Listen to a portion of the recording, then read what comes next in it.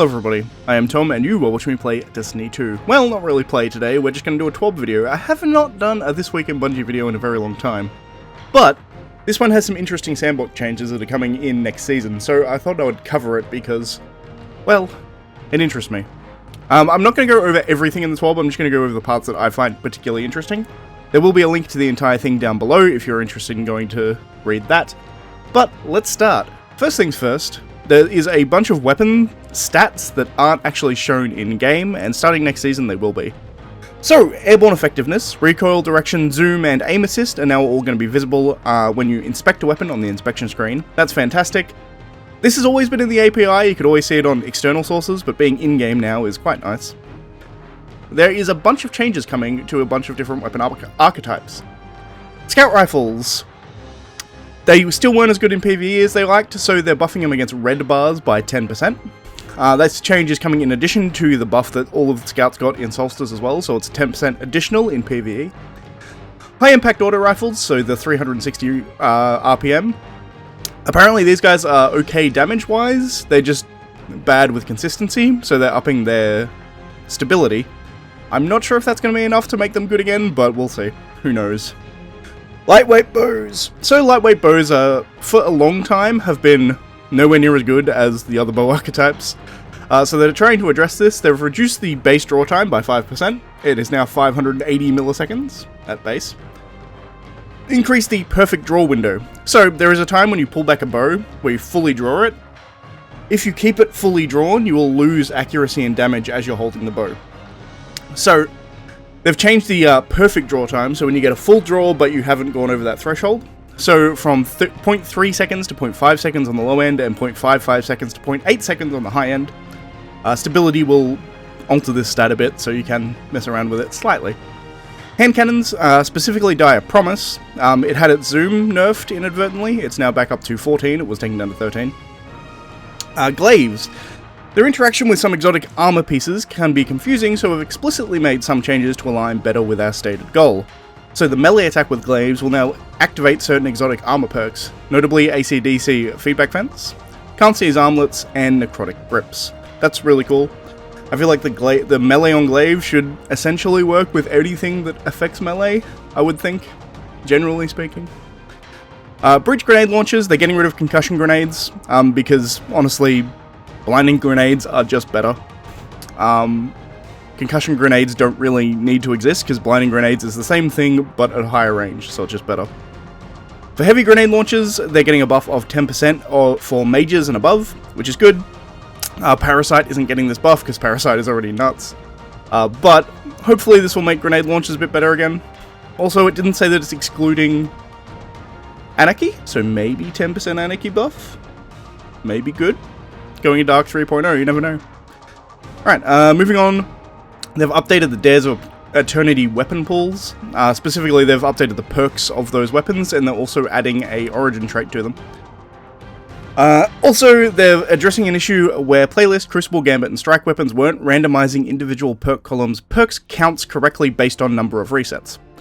I don't actually know what this means, because I don't know what the intended use was for this. But essentially, as you reset in each of the core playlists, the guns that you get from those playlists will have more perks in the columns.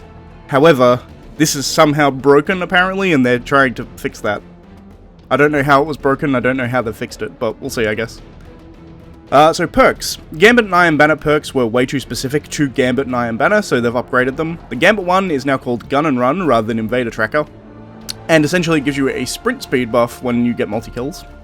And Skulking Wolf is the same thing, so you get enhanced radar and you go off radar, however, it is now activated when you get killed when you're at low health. So it will work in all PvP now, rather than just in Iron Banner.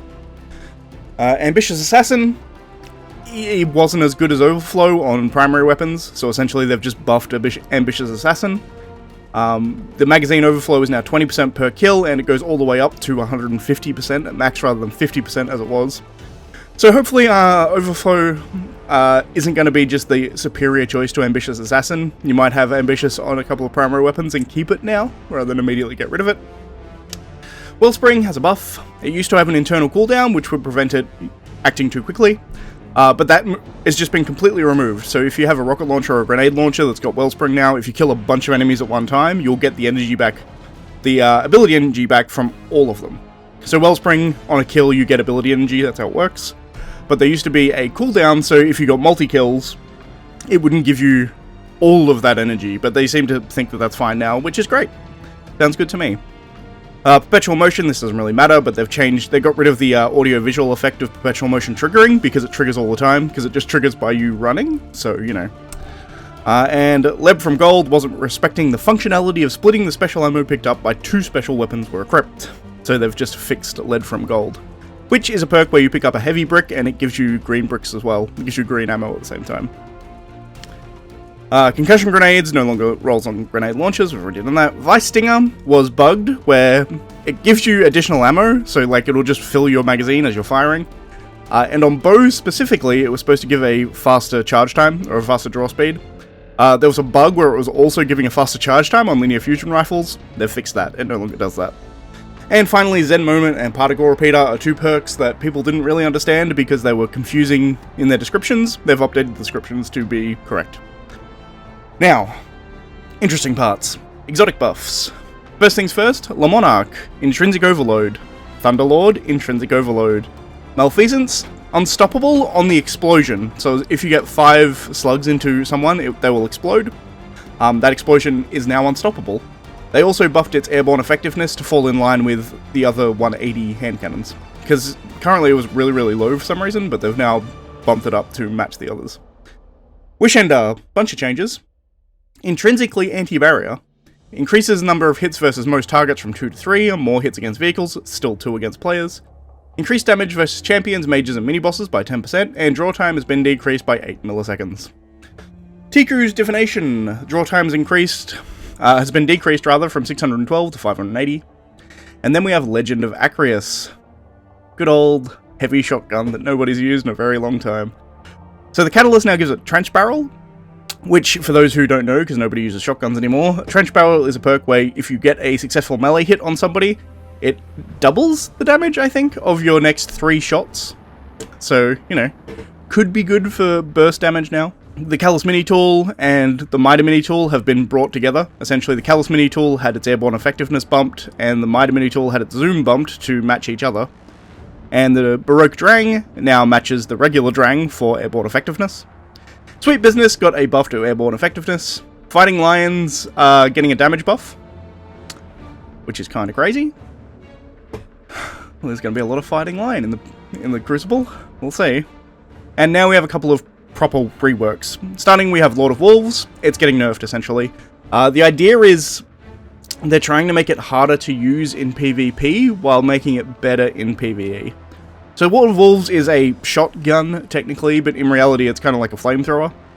The way that they're quote-unquote nerfing it is they're going to decrease the starting ammo in PvP from 15 to 10, and the burst size they're reducing from 10 to 5 when you pull the trigger. They're also reducing the burst delay, the time between the bursts, by 60%, so you can fire more quickly.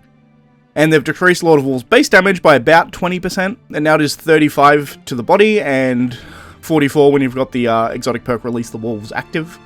But they've increased damage in PvE by 20% to compensate. This is interesting though, because I feel like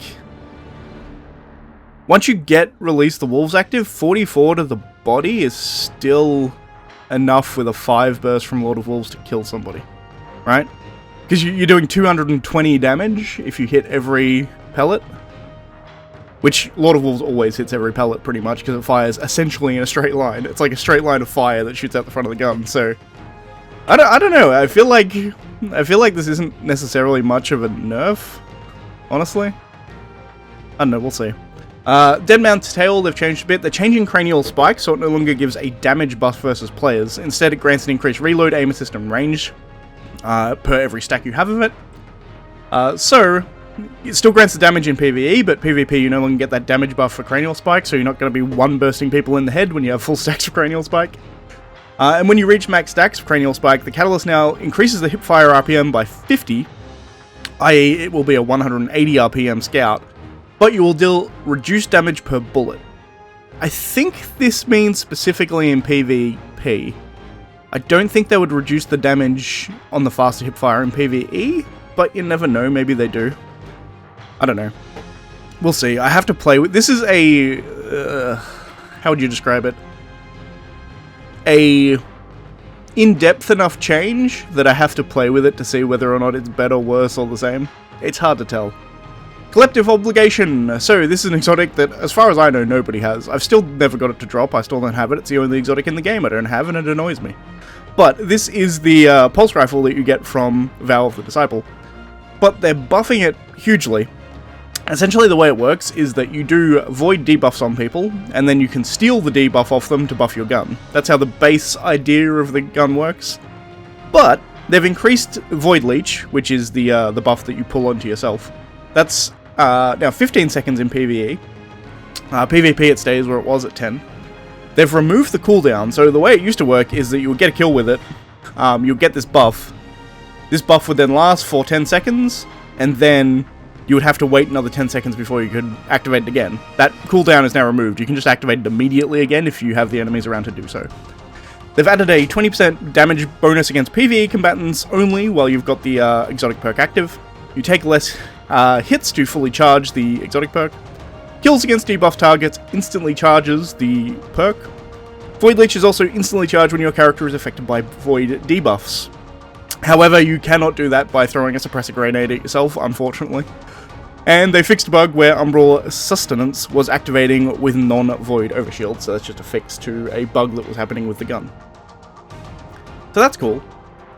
Armor.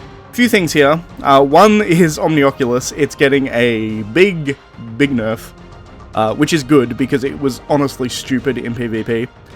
So essentially, Omnioculus would give you damage resistance when you were invisible, for you and anyone in your teammate that you also make invisible. So it was 10% at tier 1 and 25% at tier 4. They've now changed that so it's 2.5% at tier 1 and 10% at tier 4, which is probably far better. 10% damage resistance is still really good, but it's not absolutely booty bay busted. And a few things I want to look at in the future from Season 18, mid-season patch, all the way to Season 19. Reducing the shotgun spread randomness, so they're going to, I assume, make the spread more consistent. Reduce bow swapping effectiveness, so that's essentially just a glitch where you can always have your bow ready, because if you swap to a bow, it comes pre-knocked, I assume is what they're talking about there. Increase the ease of use of trace rifles. Introduce the full auto setting. So this is a setting in settings, so you can just turn it on and it makes all of your guns where you have to pull the trigger every time, or hit the button every time, is just going to be full auto, so you can just hold it. That's really good. I like that. Reduce the ability of snipers to shoot through flinch in PvP. I feel like at the moment that's actually not too bad. Like, I can usually flinch a sniper off me if I've got the correct guns to do so. But, I don't know, if they think it's too easy, I guess it's too easy for them.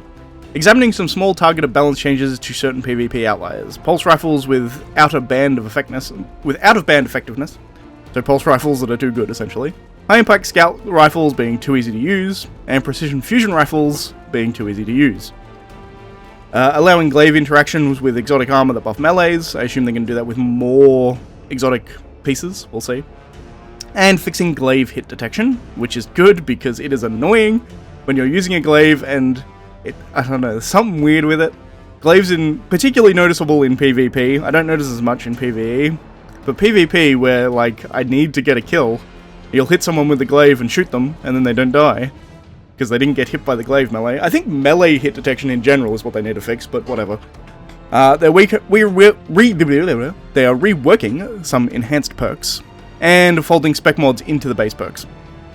So that's all really cool as far as I'm concerned, but it's a relatively short TWAB, because they're doing a big, on the 23rd of August, they're doing a big drop for Lightfall. So the actual TWABs we're getting are a bit smaller, but I do enjoy the things that we got. They're all really cool Sandbox changes. Anyway, that's going to be it for this video. Relatively short, I think. Actually, I'm looking at the timer. I've been recording for 15 minutes. Goddamn. Alright, well, anyway. I hope you enjoyed the video. If you did, please leave a like. If you're not subscribed, please consider subscribing. And as always, thanks for watching, and I'll see you next time. Bye, guys.